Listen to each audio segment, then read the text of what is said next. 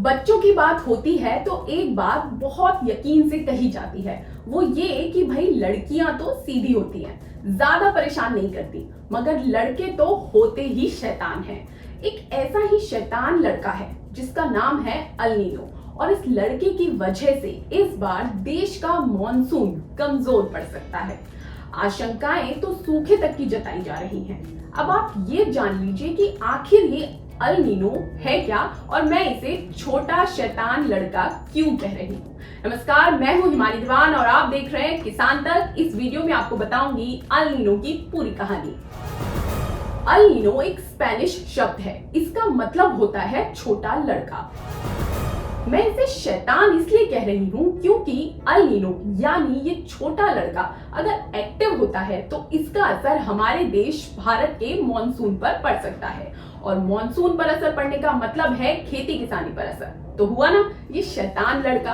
अब ये जान लीजिए कि अल नीनो सच में आखिर है क्या। अल नीनो का पूरा कॉन्सेप्ट समझने के लिए हमें जाना होगा प्रशांत महासागर। अरे असल में नहीं, मैप पर ही चल लेते हैं फिलहाल।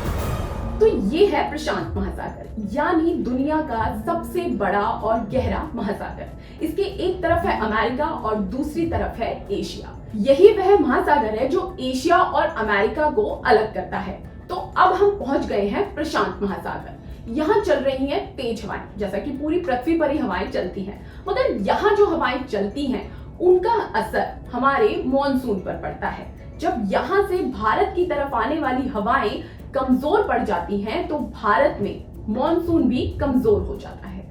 हर 5, 6 या 7 साल बाद ऐसी घटना होती है जिसे अल नीनो कहा जाता है। अब इसे और आसान तरीके से समझते हैं। दरअसल अल नीनो गर्म हवाओं का नाम है। जब प्रशांत महासागर में असामान्य रूप से गर्म पानी इकट्ठा होता है और उसकी वजह से पूर्व से पश्चिम की ओर जाने वाली हवाएं कमजोर पड़ती हैं, तो इस घटना को अल नीनो कहा जाता है। सामान्य परिस्थितियों में ये हवाएं ही मॉनसून लेकर आती हैं, मगर जब ये हवाएं कमजोर हो जाती हैं तो मॉनसून पर भी संकट के बादल मंडराने लगते हैं और बारिश कम होती है। अब एक्सपर्ट से जानिए कि इस साल अब तक अल नीनो की स्थिति क्या है और कितना है इस बार भारत की बारिश पर इसका खतरा।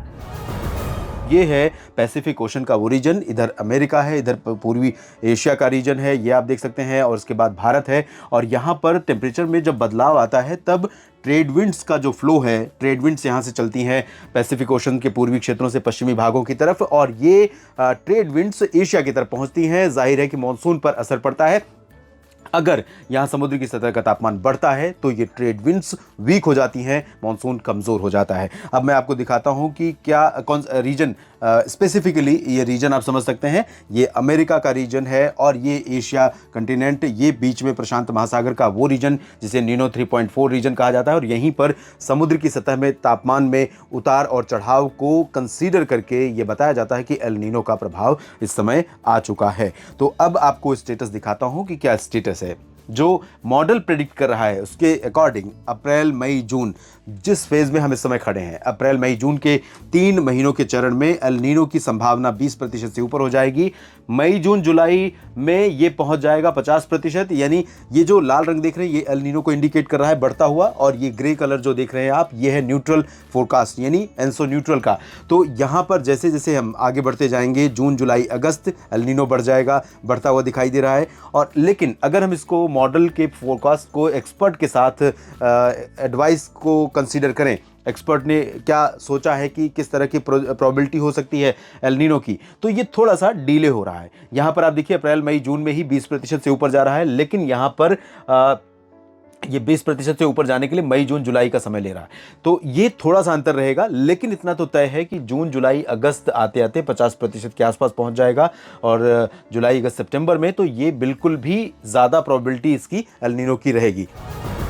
अब अगर कोई आपसे पूछे कि भाई ये अल नीनो है क्या, तो उसे बिंदास बताइएगा कि ये एक शैतान लड़का है जो प्रशांत महासागर में ऐसा मौसमी बदलाव लेकर आता है जिसकी वजह से सर्दियां गर्म हो जाती हैं और गर्मियां और भी गर्म हो जाती हैं और मॉनसून कमजोर हो जाता है। इस बार के एक्सप्लेनर में बस इतना ही। जल्द होगी फिर मुलाकात खेती किसानी से जुड़े किसी नए मुद्दे के साथ।